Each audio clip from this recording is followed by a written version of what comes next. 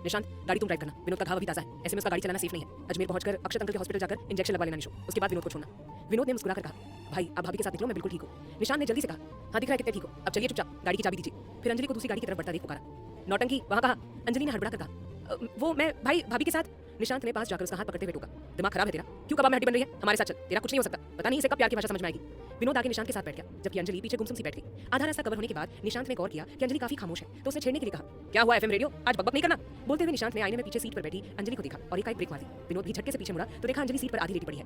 क्या हुआ? निशांत ने फिक्र से पूछा, तेरा चेहरा पीला क्यों पड़ रहा है? विनोद ने जल्दी से कहा, निशांत भाई ने मुझे बताया था कि भूखे पेट इनका बीपी लो हो जाता है, कुछ खाने को देना पड़ेगा। क्या अंजू? निशांत ने समझाया, नाश्ता क्यों नहीं किया? एक कप कॉफी से तू थोड़ी टिकने वाली है। अच्छा चल बाहर निकल और पानी से मुंह धो ले, मैं कुछ खाने को लाता हूं। इतना कहकर निशांत ने सहारा देकर अंजलि को गाड़ी से नीचे उतारा और खुद पास की शॉप पे चला गया। विनोद गाड़ी के अंदर बैठा रियर व्यू मिरर में अंजलि को ही देखे जा रहा था। वो मुंह धोकर कार से टिककर खड़े होने की कोशिश में एक तरफ लुढ़कने को हुई कि तभी विनोद फुर्ती से गाड़ी से बाहर निकल उसका हाथ पकड़ गिरने से बचा लिया। एक झटके के साथ उसने अंजलि को सीधा किया। अंजलि की लाल सूजी आंखों को इतने नजदीक देख विनोद का दिल डोलने लगा। अंजलि ने हकलाते हुए कहा, विनोद वो कल रात। तभी निशांत वहां आधमका, हाथ में पकड़ा नींबू पानी अंजलि को पकड़ाते हुए कहा, इसे पीकर जोश में आ जा। विनोद ने तभी कहा, मिस अंजलि आप गाड़ी के अंदर बैठकर पीजिए। और निशांत, क्या हम लोग निकले वरना देर हो जाएगी। निशांत ने जल्दी से हिलाया और ड्राइविंग सीट पर जा बैठा। अंजलि को मजबूरन गाड़ी के अंदर बैठना पड़ा, पर मन ही मन वो विनोद से बात करने के लिए बेसब्र हो रही थी। इधर शौर्य, वर्षा, शीतल के साथ माहेश्वरी भवन पहुंच गए। देव भी सेजल को ड्रॉप कर ड्यूटी के लिए निकल गया। सुमन और शेखर ने बच्चों का स्वागत करते हुए पूछा, आ गए बच्चों, कैसा रहा फोटोशूट? शीतल सुमन के गले लगकर बोली, मम्मा बहुत अच्छा था, देव जीजू ने बहुत अच्छा अरेंजमेंट किया था। दी वाकई किस्मत वाली है जो उन्हें इतना प्यारा हमसफर मिला। वर्षा ने भी हामी भरी, हाँ आंटी जीजू इज बेस्ट, हर लड़की देव जीजू जैसा हमसफर पाना पसंद करेगी, he is so caring and innocent.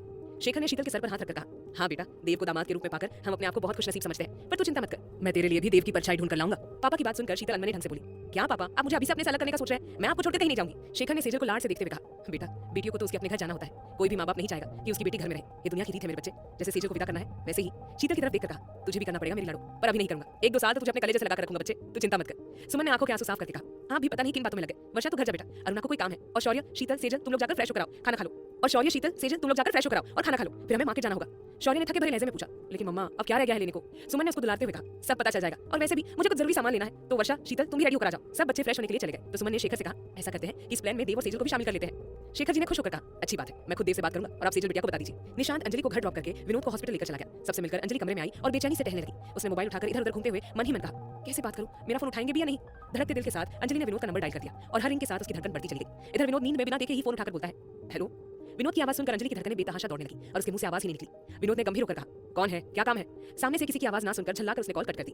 Anjali ने हिम्मत करके एक बार फिर कॉल किया। अब की बार विनोद ने मोबाइल स्क्रीन पर एंग्री बर्ड नाम देखा, लेकिन कॉल पिक नहीं की। अंजलि ने मन ही मन कहा, प्लीज सर एक बार फोन उठा लीजिए प्लीज। उसी वक्त कॉल पिक हुई और विनोद ने रूखे स्वर में कहा, कहिए मिस अंजलि, अभी और कुछ सुनाना बाकी रह गया है जो आप बार-बार फोन करके मुझे डिस्टर्ब कर रही है? आप में इतने भी मैनर्स नहीं है कि जब सामने वाला फोन नहीं उठा रहा है तो बार-बार कॉल बैक ना करें। विनोद की बातें अंजलि को तीर जैसी चुभी और उसकी आंखों में नमी उतर आई। उसने धीरे से हिम्मत करके पूछा, सर आपकी चोट कैसी है? विनोद ने बीच में अंजलि को रोकते हुए कहा, मिस अंजलि जिंदा हूं मरा नहीं हूं, हाथ की चोट तो समय के साथ सही हो जाएगी, लेकिन आपने जो कल रात किया, खैर छोड़िए, आपने बस ये पूछने के लिए कॉल किया था या फिर कुछ कहना अभी भी बाकी है?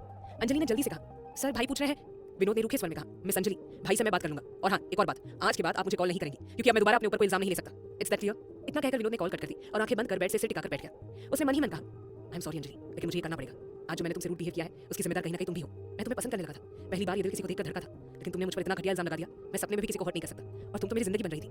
पता ही नहीं चला कब मेरे दिल में बस गई, लेकिन अच्छा हुआ जो मेरा भ्रम जल्दी टूट गया। अगर थोड़ी देर और हो जाती तो फिर इस दिल को संभालना मुश्किल हो जाता। इतना सोचते सोचते उसकी आंखों में नमी उतर आई। विनोद अपनी सोच में गुम था कि तभी उसकी मां वहां पहुंची। रूही जी ने उसके हाथ की चोट को देखा, फिर उसकी आंखों में झांककर पूछा, विनो कौन है वो? विनोद ने हड़बड़ाते हुए कहा, आप क्या कहना चाहती हैं मॉम?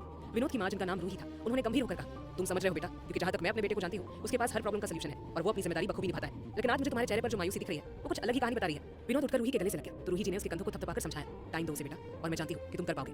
वैसे मैं उस एंजल से मिलना चाहूंगी जिसने मेरे बेटे को अपना दीवाना बना दिया, कुछ तो बात जरूर है उसमें। विनोद ने आंखों की नमी छुपाते हुए कहा, मॉम आप किसी भी तरह की उम्मीद मत रखिए क्योंकि खूबसूरत एहसास शुरू होने से पहले बिखर गए। रूही जी ने विनोद के सिर पर हाथ फेरते हुए कहा, कुछ नहीं बिखरा है बेटा, सब ठीक होगा, और ये देवदास बनना छोड़, तुम पर सूट नहीं करता। फिर हल्के फुल्के अंदाज में कहा, चलो आज मैं तुम्हारे सिर पर मसाज करती हूँ। मां के स्पर्श से ही विनोद की सारी टेंशन खत्म हो गई और उसके दिल में सुकून उतर आया। वो रूही जी के दोनों हाथों को पकड़कर चूमते हुए बोला, मॉम आपके हाथों में जादू है, मेरा सारा स्ट्रेस दूर हो गया, love you so much mom. Ruhi oil जगह पर रखते हुए बोली, चलो अब उठकर फ्रेश हो जाओ और नीचे आकर अपने डैड के साथ बैठो, वो इंतजार कर रहे हैं, और हाँ आई एम वेटिंग, फोटो ही दिखा दो, मैं देखना चाहती हूँ उसे प्लीज। विनोद ने मंद मंद मुस्कुराते हुए कहा, मम्मा जब सब ठीक हो जाएगा तो प्रॉमिस उसे सबसे पहले आपसे मिलवाऊंगा। फिर मन ही मन कहा, मिस अंजलि रेडी हो जाइए मेरी जिंदगी में शामिल होने के लिए, अब तुम खुद से आकर मुझे अपने इश्क का इजहार करोगी। दिन भर राज केस की फाइल के साथ साथ खुद के ख्यालों में ही उलझा हुआ था। देव ने उसे युगम देखा तो आखिर पूछ ही लिया, क्या बात है राज, तू क्या सोच रहा है? राज ने फाइल बंद करके टेबल पर रखते हुए कहा, यार देव कुछ समझ नहीं आ रहा, मेरे पास आज तक का वक्त है, किसी को कुछ जवाब देना है, किसी को या देव ने धीरे से कहा, या अनीता को। देव की बात सुनकर राज अवाक होकर उसे देखने लगा तो देव ने उसकी ओर अंगूठी बढ़ाते हुए कहा, ये सुबह ड्रेसिंग टेबल के पास गिरी मिली।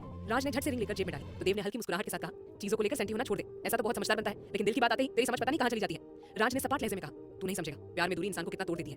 देव ने राज के कंधे को थपथपा कर कहा, हाँ मैं नहीं जानता, लेकिन मैं वो प्यार मानता ही नहीं जहाँ एक बार भरोसा टूट चुका हो और आपकी कदर ना हो। अभी भी वक्त है, सही फैसला लेना मेरे भाई। राज जाने को मुड़ा तो देव ने एकाएक पूछ लिया, तुझे शीतल कैसी लगती है? देव के सवाल से राज ना समझी से बोला, यहाँ शीतल की बात कैसे आई? वो तेरी रिश्तेदार है, मेरी कुछ नहीं। देव ने सिर झटकते हुए कहा, छोड़ जाने दे, बस ऐसे ही पूछ लिया। फिर मन ही मन कहा, बेटा राज, ये तो वक्त ही बताएगा कि शीतल तेरी क्या लगती है। मेरी नजर इतनी भी बेखबर नहीं है। पूरा दिन शादी की तैयारियों में निकल गया। रात में सेजल को फुर्सत के 2 पल मिले तो देव की कॉल आई। देव से बात करते हुए सेजल ने मायूसी से कहा, बस आज की आखिरी रात है मेरी इस घर में, इसलिए मैं चाहती हूँ कि आज की सारी रात जाकर काटूं और अपने अनमोल पलों की खूबसूरत यादों को समेट लूं। इतना कहते ही उसका गला रुक गया। देव ने गंभीर होकर कहा, सेजल, आपने प्रॉमिस किया था, आपको तो खुश होना चाहिए कि कल आप अपने घर से मिस माहेश्वरी बनकर निकलेंगी और जब आप वापस से शहर में कदम रखेंगी तो आपके माथे की बिंदी, आपकी मांग का सिंदूर, गले का मंगलसूत्र आपको एक अलग ही पहचान देगा। आप अपने असली घर जाएंगी सेजल। आप मुझसे जन्मों जन्मों तक के 7 फेरों के पवित्र बंधन में जुड़ जाएंगी। आप सेजल देव मित्तल बन जाओगी। आपके नाम से मेरा नाम जुड़ जाएगा। हम 2 जिस्म एक जान बन जाएंगे। सेजल प्लीज उदास मत होइए और अपने आने वाले खूबसूरत सफर को मेरे साथ हाथों में हाथ डालकर निभाने के लिए तैयार हो जाइए। सेजल ने मुस्कुराते हुए कहा, थैंक यू पतिदेव मुझे समझाने के लिए। ये बताइए कैसे फोन किया? देव ने मुस्कुराते हुए जवाब दिया, मुझे मालूम था कि इस समय मेरी वाइफ को अपने उनकी जरूरत है तो मैंने तुरंत कॉल कर दिया और देखिए मेरा अंदाजा बिल्कुल सही निकला। सेजल ने तकिए को भींच कर कहा, आपसे बातों में कोई नहीं जीत सकता मिस्टर मित्तल। देव ने शरारत से कहा, अरे आप हमारी अदालत में तो आइए, हम आपको भी नहीं हारने देंगे मैडम। इतना तो भरोसा करती है ना आप अपने पति पर। इसी तरह बात करते हुए न जाने रात कब गुजर गई। अगली सुबह दोनों घरों में चहल पहल मची हुई थी। जहां एक और मित्तल परिवार अपने घर बहू लाने की खुशी मना रहा था तो दूसरी ओर माहेश्वरी परिवार अपनी लाड़ों के लिए देव जैसा हमसफर मिलने पर अपने आप में ही फूले नहीं समा रहे थे। जैसे जैसे घड़ी की सुई आगे बढ़ रही थी वैसे वैसे सेजल की आंखों में नमी छा रही थी। थोड़ी देर में ही देव की गाड़ी माहेश्वरी भवन आकर रुकी। शीतल ने दरवाजा खोलकर देव का स्वागत किया और उदास स्वर में कहा, जीजू आप बैठिए, बस देहरी पूजन की रस्म करनी है, मम्मा ने तैयारी कर ली है। इधर सेजल शेखर के हाथों को कसकर पकड़ते हुए धीमे कदमों से अपने घर के मुख्य दरवाजे पर आई। तभी सुमन ने आंसू जब्त करके कहा, देव बेटा आइए, सेजल की पूजा के बाद वो सीधे बाहर से ही जाएगी, इसलिए आप आइए। देव ने सोफे पर से उठते हुए कहा, जी मम्मी। सेजल चुपचाप नीचे बैठ गई और अपने घर के मुख्य दरवाजे पर हल्दी कुमकुम से स्वास्तिक बनाकर जल की छींटे लगाने लगी। गुड़ और घी से अपने मुख्य द्वार को पूछकर अपने हाथों की मुट्ठी में चावल और खीर भरकर घर के अंदर की ओर फेंका और ऐसा करते ही उसकी आंखों का सब्र जवाब दे गया और वो शेखर सुमन के गले लगकर जार जार रोने लगी। पीछे खड़ी शीतल वर्षा की आंखों से भी आंसू बहने लगे। शौर्य ने बहन की जुदाई के आंसू को जब्त कर रखा था। इधर सेजल की इस तरह रोने से देव की बेचैनी बढ़ गई और वो तुरंत वहां से निकलकर गाड़ी के पास आकर खड़ा हो गया। अगले एपिसोड्स 12 AM पर फ्री मिलेंगे।